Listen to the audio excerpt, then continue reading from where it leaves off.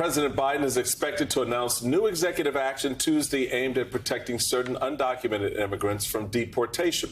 Sources familiar with the plans tell NBC News the action would protect undocumented spouses of U.S. citizens from deportation and allow them to work legally in the country.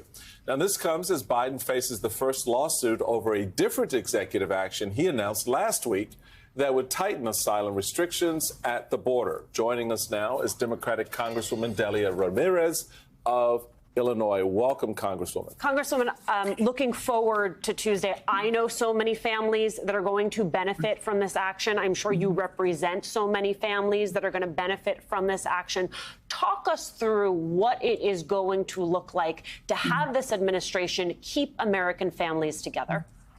Yeah, thank you for having me. You know, you said I know families. I personally know families. I'm the only member of Congress married to a DACA recipient. So this announcement is an announcement that many of us have been literally anxiously waiting for. Look, I come home every single week. My husband and I are in the midst of an adjustment status. We got married 4 years ago, a long, extended, difficult, complicated process, and he still has not had an adjustment. We're still working the legal, the different legal things that need to be reviewed before he can have an adjustment. But there are so many families right now that are at the brink, worried every single year that while we have an anniversary of DACA at any point that can be taken away from them, the idea that spouses of citizens can be able to come out of the shadows, some of them have been here for 20, 30 years, and families can stay together, is the biggest relief in their lifetime. And so we're all excited. We're anxiously waiting for details of it. But the reality is that it's also going to be good for our economy. I mean, think about it. DACA recipients, for example, contribute more than $2 billion a year just to Medicare and Social Security. The idea that more spouses, regardless of their status of their DACA or not DACA, but if they're married to U.S. citizens, if they're able to come out of the shadows, if they're able to get these work permits and be protected, they'll be able to also go into the tax rolls and contribute even more to our taxes. So, when I think about it, to me, it's a win-win. And I've said this to the president. President, we've been talking about immigration reform for over 30 years. You get to choose what kind of president you want to be. The president that keeps families together or the president that further divides them. On Tuesday, our president will courageously take on action that the Congress has not taken, and that's to begin the process of keeping many families together.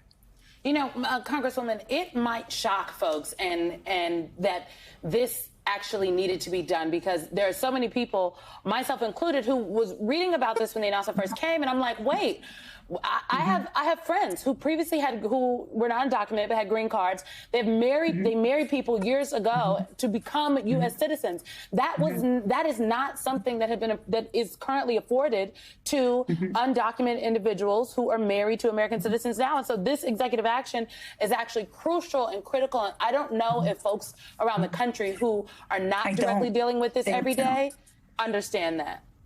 No, Simone, to your point, look, I think people assume you marry a U.S. citizen and within months or weeks, you're going to get some notice that your status will change.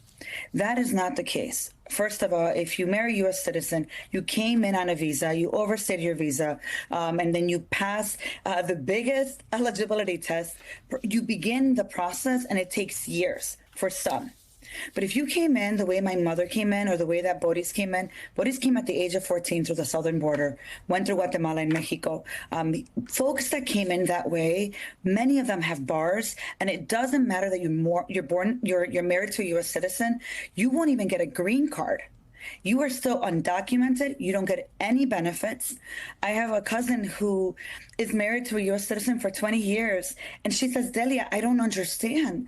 I don't understand what I have to do, how many lawyers have to lie to me. And we're still in this place. And it's been almost 20 years. And so the reality is that there's no automatic trigger that you marry a U.S. citizen and you become a green card holder. And then years later, a citizen. There are more than 300,000. We're actually estimating probably closer to 800,000 non-citizens married to U.S. citizen spouses who could potentially get relief through this executive action. And so this makes sense.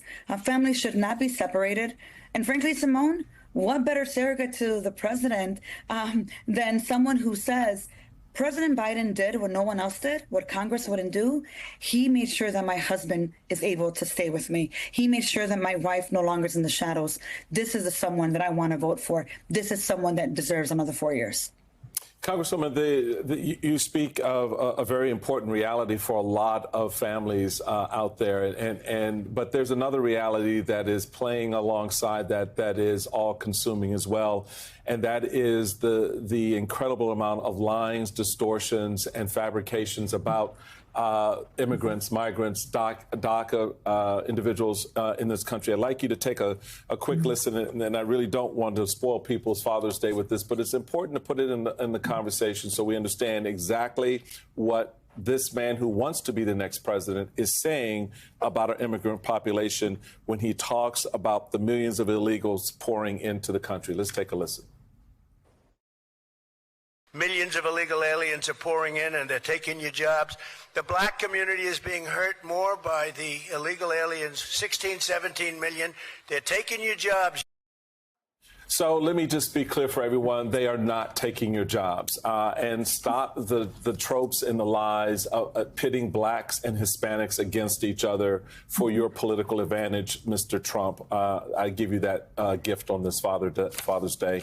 But the reality is very clear, Congresswoman, what is being stoked as well about immigrants coming to this country and what this moment could mean if it's not told right, that this is another moment the Biden administration is favoring someone other than Americans. How do you respond to that?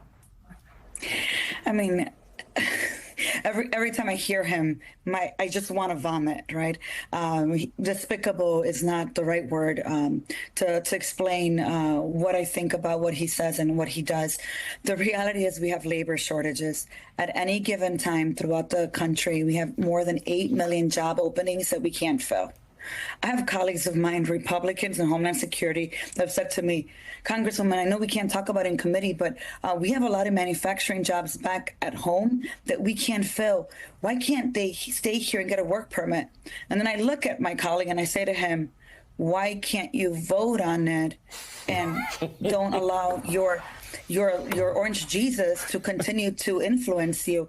The reality is they're not taking jobs.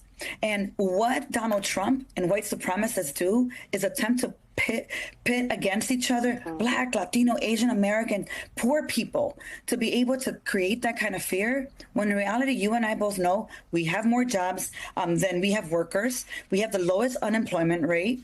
And by the way, we talk about the budget and how we need more revenue. Why not give extended work permits, not just to spouses of U.S. citizens, but think about the fact that if we were able to extend work permits to thousands of people like my uncle who have been here for over 30 years, his wife is still not a U.S. citizen.